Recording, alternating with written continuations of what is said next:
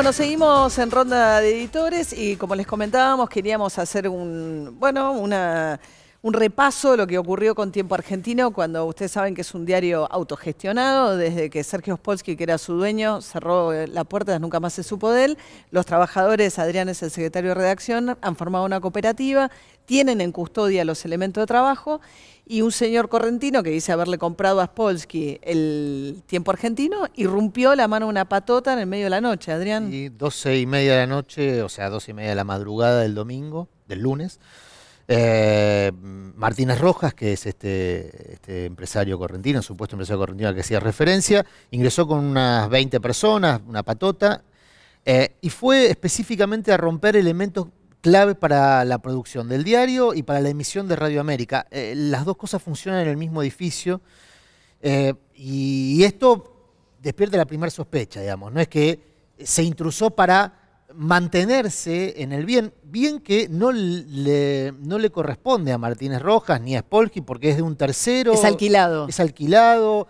Hay una demanda de desalojo de la cual nosotros participamos porque nos presentamos a hacer una oferta de alquiler, es decir, en el marco de la recuperación de la fuente de trabajo, nos presentamos en ese juicio de desalojo que es contra Martínez Rojas, no contra los trabajadores, porque el que dejó de pagar el alquiler fue Spolsky primero y Martínez Rojas después, con lo cual esa primera confusión de que esto tenía que ver con un desalojo, aparte mal podría ejecutarse un desalojo a las 12:30 de la noche y por una patota particular, de particulares.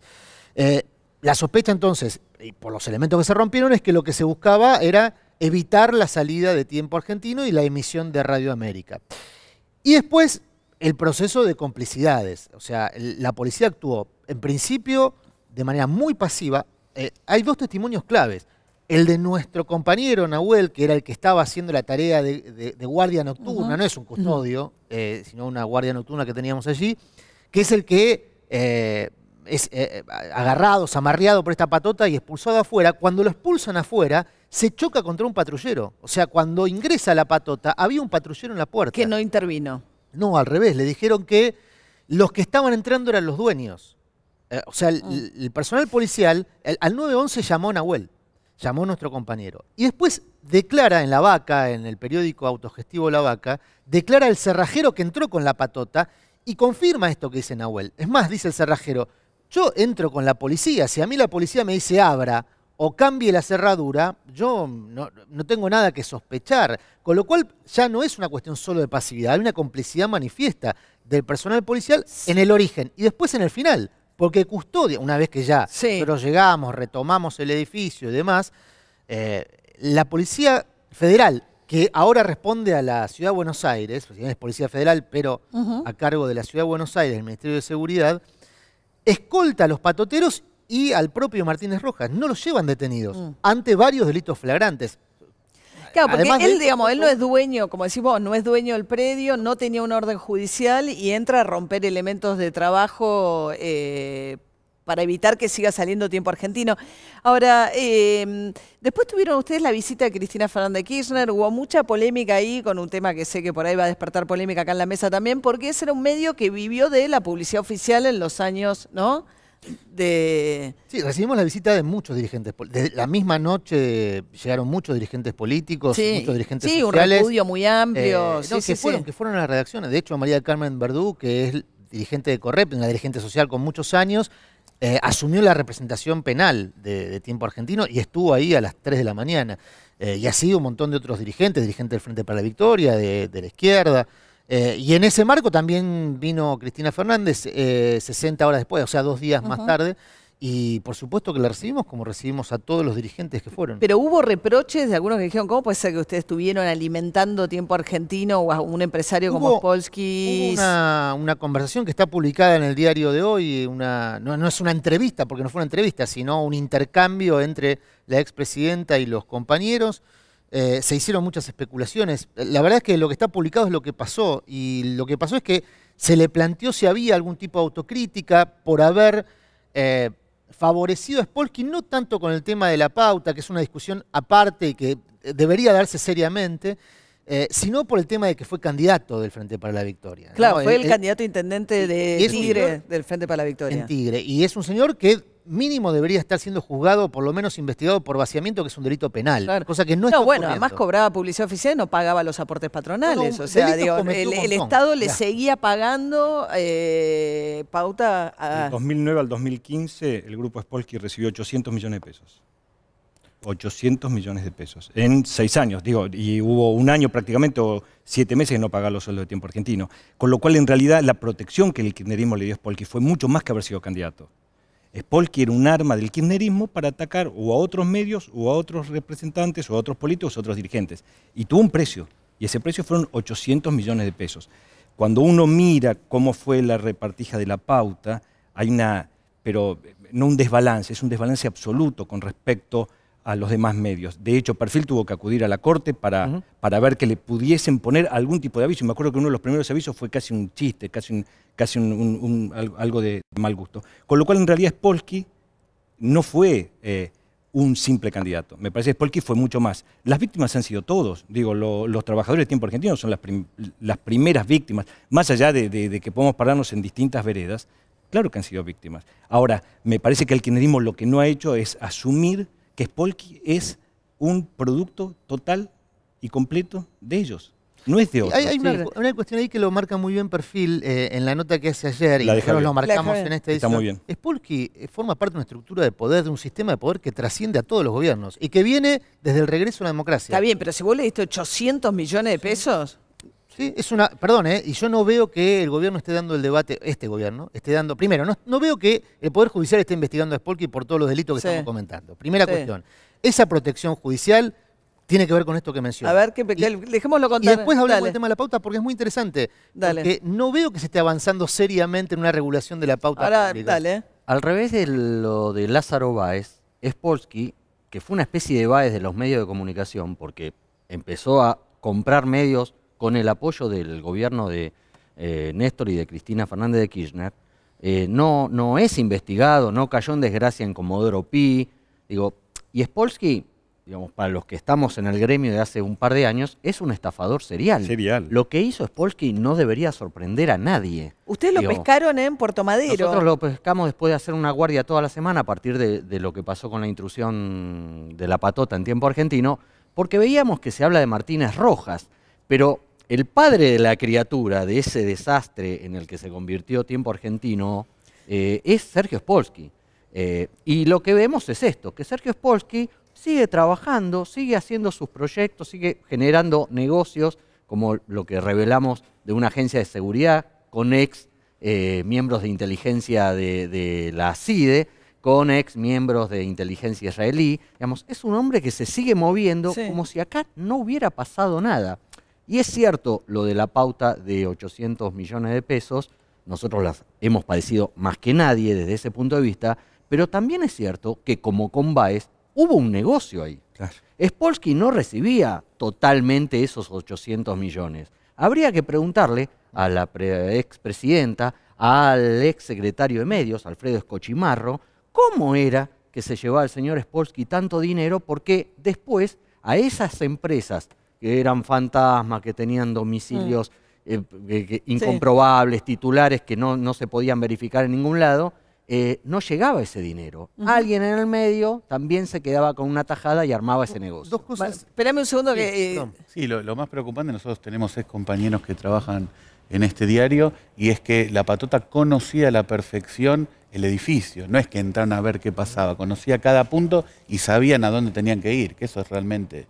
preocupante. Bueno, nosotros en la edición de hoy, justamente hacíamos mención al principio, lo que publicamos es la habilitación que recibe 3 días después de la intrusión la patota con Juan Carlos Blander y su hijo a la cabeza, la habilitación del gobierno de la ciudad para operar en seguridad privada. O sea, esta gente que intrusó Tiempo Argentino mañana puede estar cuidando un espectáculo. Bueno, público. Blander me contaba gente vinculada al rock, que es un tipo súper conocido en el mundo del rock, al que las principales productores del rock le habían confiado, no podían creerlo. Muchos de ellos estaban muy sorprendidos porque hubiese hecho este personaje en persona, el operativo. Ahora, esto que marcaba Javier respecto a la impunidad de Spolsky, yo lo asocio a este sistema de poder permanente que trasciende todos los gobiernos, y este caso lo revela claramente.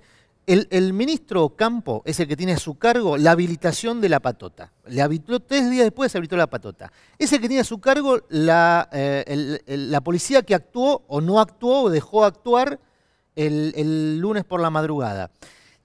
Puso en funciones hace 3 meses al marido de la fiscal en un área de su dependencia. Estoy hablando siempre del ministro Campo. El ministro Campo, entonces, ya hay 3 actores de toda esta película, la fiscal, la patota y la policía que responden, por lo menos que tienen vinculación con él. Ocampo es compadre de Angelici, compadre. Sí, es padrino de Lucy, sí. Angelici es el principal operador, uno de los principales operadores judiciales que tiene el PRO. Tiene como mano derecha en Boca Juniors a Darío Richarte. Darío Richarte es un hombre muy ligado a Sergio Spolsky y al Grupo 23. Por encima de todo esto está Enrique Cotino Siglia, que es una figura que está en esta historia que yo digo trasciende todos los gobiernos porque viene haciendo negocios vinculados a la política desde el alfonsinismo, no desde hace 15 minutos. Y sigue haciendo negocios. De hecho, hoy, gente suya está en la CIDE, o en la ex-CIDE. Sí, el que era el tesorero del grupo entró en la CIDE. Sí, o sea, es un poder permanente que trasciende gobiernos. Lo que no quita que el kirchnerismo, por supuesto, y nosotros lo planteamos en esa reunión con la expresidenta, debiera hacer una autocrítica respecto a pactar con este tipo de... Sí, me parece interesante lo que dice Javier. Hubo alguien que también se benefició ilícitamente, cobró realmente 800 millones de pesos de publicidad oficial. Un negocio ahí con muchas cosas ¿no? Con muchas cosas, María, lo vemos viendo de una manera obscena con el tema López, con el tema Báez, pero en nuestro mediano mundo de los medios también sucedía que se le asignaba una millonaria pauta oficial a gente con la que después se pactaba un retorno, un peaje, de la misma manera que para cobrar esos avisos en Telam vos tenías que pagarle a un intermediario para que te los pagara. O ya ni siquiera retorno, porque ni siquiera les entregaban la plata que se facturaba. Facturabas 100 millones y te llegaban 90. Ya ya se había superado el retorno, ¿no? Vos mencionabas a López, la quería Irene, bueno, López es tucumano, ¿no? Se supone el ex secretario de Obras Públicas que está preso, y hombre también, Mansur también, que estuvo muy bien con Macri durante estos festejos del Bicentenario. Parece que Mansur atravesó, ¿no? Es como que el señalamiento se queda limitado en ese caso a López, pero ¿se puede dividir la situación de López de la de Mansur en Tucumán?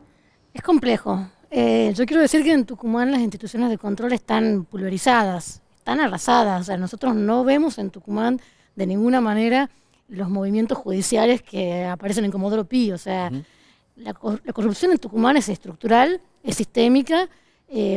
Vos escribiste un libro sobre Mansur. Sí, junto a 2 compañeros, Indalecio Sánchez y Fernando Stanich, contamos el año pasado la historia de Juan Mansur, que fue el ministro más rico de la era kirchnerista, ¿no? Ex ministro de Salud de Cristina Fernández de Kirchner, actual gobernador de la provincia de Tucumán. Así es.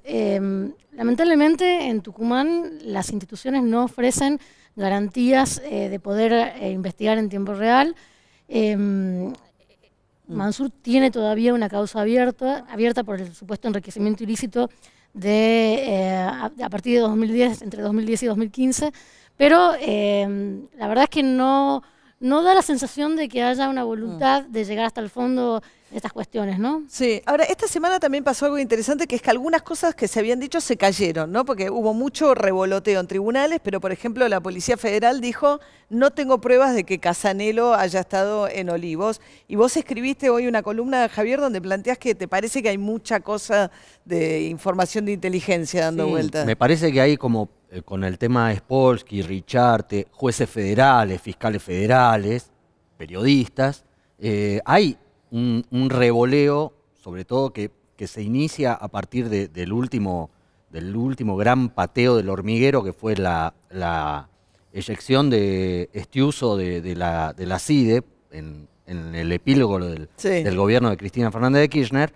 y que ahí empezaron a fijarse de qué manera armar otros negocios por fuera de la estructura formal que le ofrecía la pantalla de los servicios de inteligencia. Y está claro que están con fuertes operaciones, como siempre creemos en estos casos, principalmente para conseguir negocios, y segundo, si se pueden vengar políticamente y generar negocios, mejor todavía. ¿No? Mejor todavía. Y me parece que detrás del tema de Casanelo y su supuesta visita a Olivos, a la presidenta, para acordar el tema Báez, que es una tesitura que lleva Báez a la... Sí, Báez es el que viene tratando de sacarse encima al a Casanelo.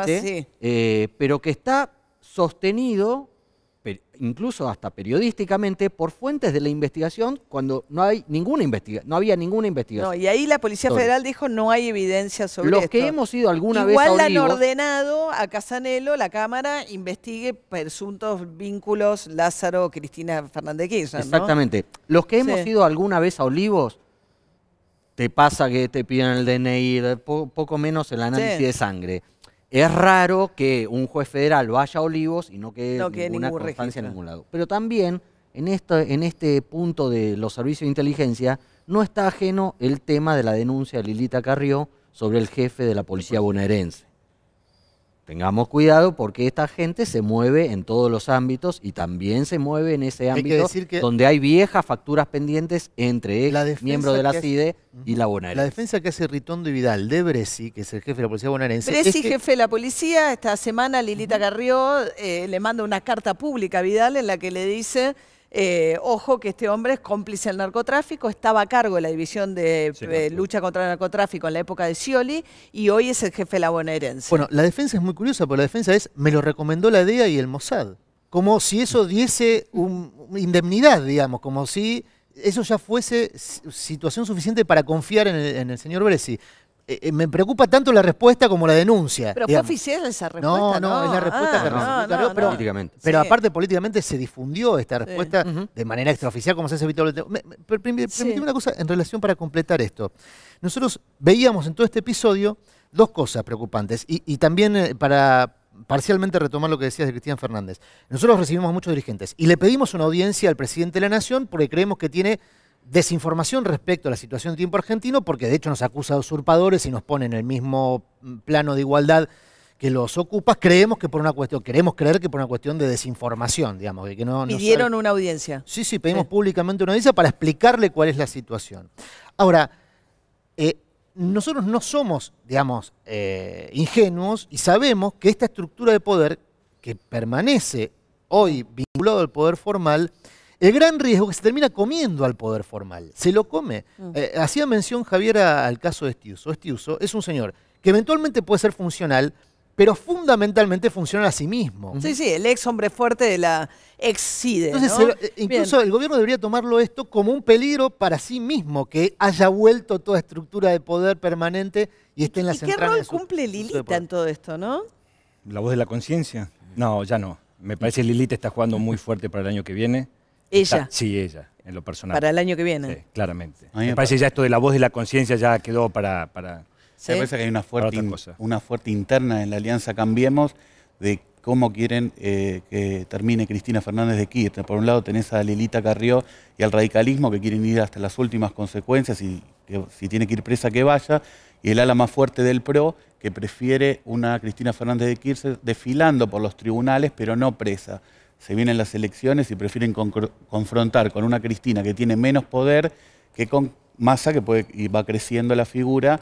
Y ahí está. Ahí está la discusión, Claro, ahí me ¿no? parece Y en que va a- provincia es clave. Lilita podría llegar a ser candidata en provincia. Eso es lo que ella quiere. Eso es lo que ella Eso quiere. es lo que- Pero no le- es lo que quiere necesariamente el No. PRO, María No, Eugenia que le quieren Vidal. poner una interna con Jorge Macri. Ella dice, yo internas no hago con nadie, ¿no? Bueno, Jorge Macri tiene una complicación grande, que es que, y Lilita se lo guarda para la campaña, que es la situación de su empresa offshore, de la que se habló menos que de cualquier otra, y Lilita lo viene guardando eso, porque su offshore, la offshore de Jorge Macri y la de Grindetti van al hueso de las anteriores campañas del PRO. Con lo cual ahí hay un elemento que me parece que Carrió va a Y hacer Lilita, jugar pues- a favor de su candidatura. Bueno, la historia de Lilita marca que es mucho más el daño que puede hacer que lo que puede construir.